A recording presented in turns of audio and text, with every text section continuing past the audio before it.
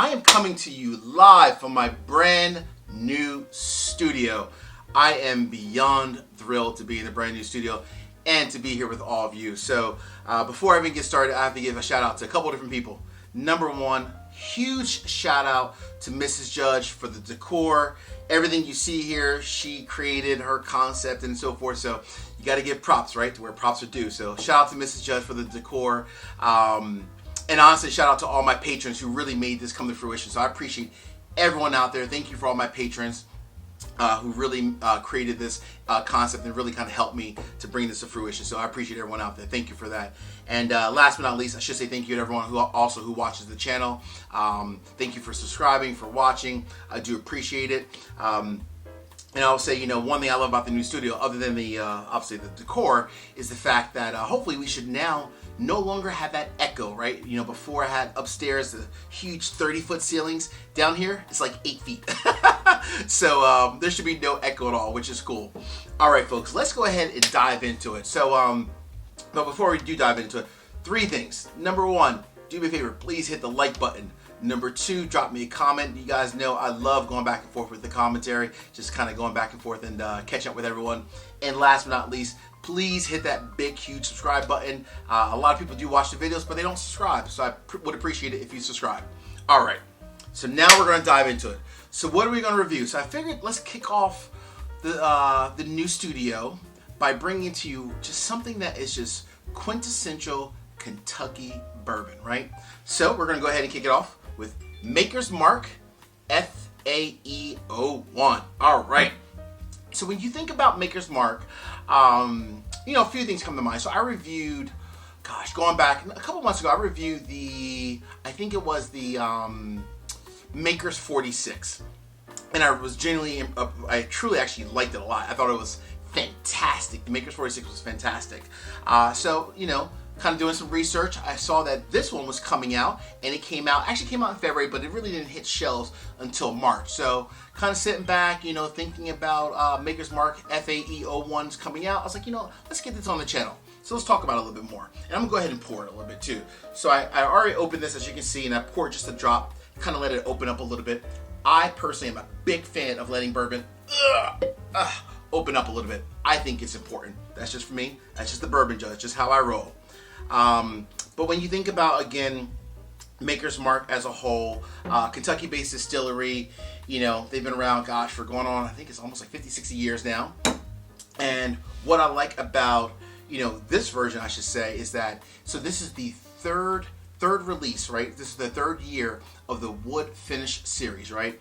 And this one is the first one. So this is FAE 01. They will be coming out with an FAE 02 later this fall, right? Let's get into the nose a little bit. So what I'll say, this Maker's, like many, does not have an actual age statement on it. So there's no age statement, right? What you will find on the front is the proof. It's 110.6 proof. It has, obviously, it says, like, from a tasting notes, a fruit-forward expression with notes of tobacco and wood. And it was finished with 10 virgin toasted American oak staves, right? So 110 proof. Price standpoint, $65 is the MSRP. Now, I will say, the bourbon judge got into a little bit of trouble. So the MSRP is $65. I actually paid $45 for this. So you're probably wondering, bourbon judge, how the hell did you pay $45 for a $65 bottle? I walked in, I paid for it, right? Just sometimes you just not even think, you just throw the credit card down. I walked out, I'm in the parking lot, I pull up online, check the MSRP, and I'm like, wow, this should be $65. I drove off. Hey, I think the liquor store messed up. They, marked it down. I think they thought this was maybe Maker's, maybe either 46, I believe. So they priced it at $45. Hey, I paid for it in all honesty. Just, I was trying to be a good guy, but it is what it is, right? As they say, that's how the cookie crumbles. So I saved $20 that day. So hey, don't worry. Trust me. I spent enough money at that liquor store where typically a lot of times they do mark up things $20, $30, $40. So as they say, it all evens out, right? They made their money off of me. Trust and believe. All right. So I did mention that this is the first of the wood finishing series for 2021, the FAE 01. So what makes it different, right? So essentially what makes this one different is they are taking full cask strength standard maker's mark. They're dumping it into a barrel, a second barrel, right? The whole double barrel process. And that barrel has, as it says on the front, it has 10 virgin toasted American oak staves. But what's cool about this, folks, is that on one side of the stave, it's charred, your traditional char. On the second side of the stave is completely raw, uncharred, right? And what they're kind of doing is it's really kind of drawing upon the complexity of the bourbon from those staves, right? So one side is giving you more of what we would believe is the fruit forward notes, right? Very fruity, very soft and so forth, and very creamy.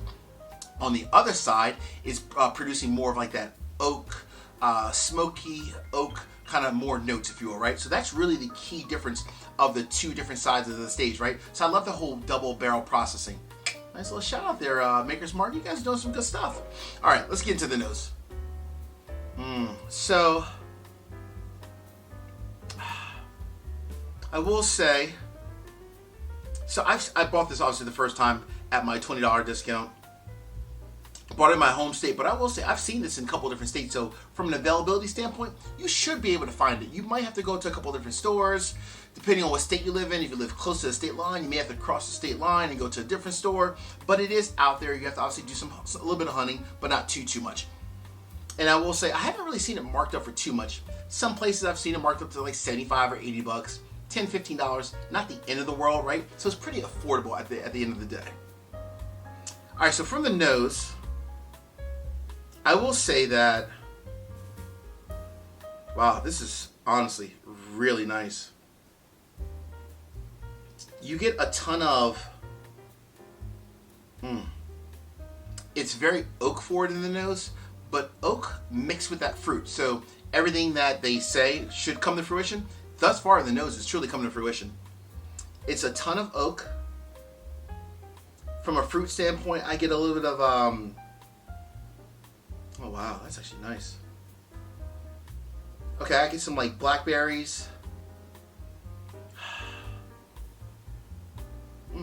It's interesting. Some blackberries. I actually almost get some toffee there too. Some blackberries, some toffee.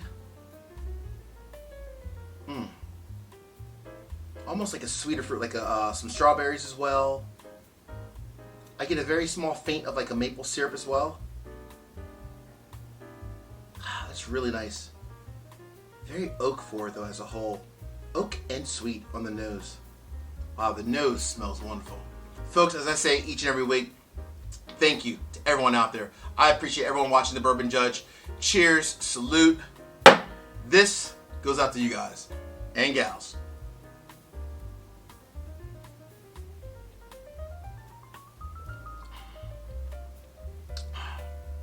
Wow. Okay. Let me get a little bit more. Just a smidge more, just to make sure.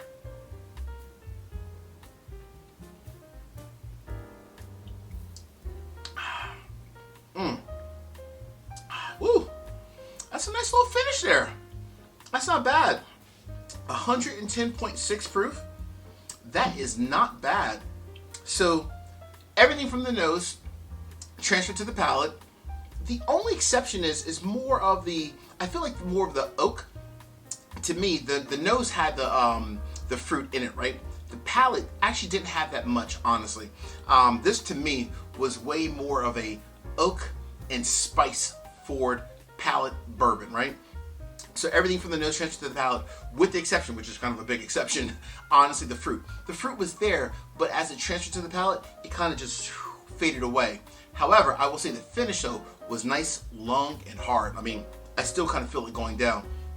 Very non-traditional makers in the sense of this had a very hard finish, but long finish as well, right? Which is cool, and I like that. So, as they say, this is the first verdict in the brand new studio.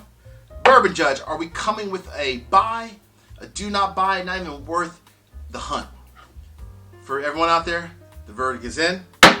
This is a buy. Folks, this is damn good. honestly, I historically have never been a huge Maker's Mark fan. The whole wood finishing series, I think is just absolutely delicious. You know, even though the front says it's supposed to be very fruit forward, it is in the nose, but in the palate, that didn't come to fruition. But I'm okay with that because I do traditionally like a very oak and powerful and spicy bourbon. That finish was very powerful, very oak and very peppery, and I like that a lot. So much, I'm not leaving that little bit in that glass. Peace out, everyone out there. Cheers. I appreciate you guys. I salute you guys. Talk to you guys later.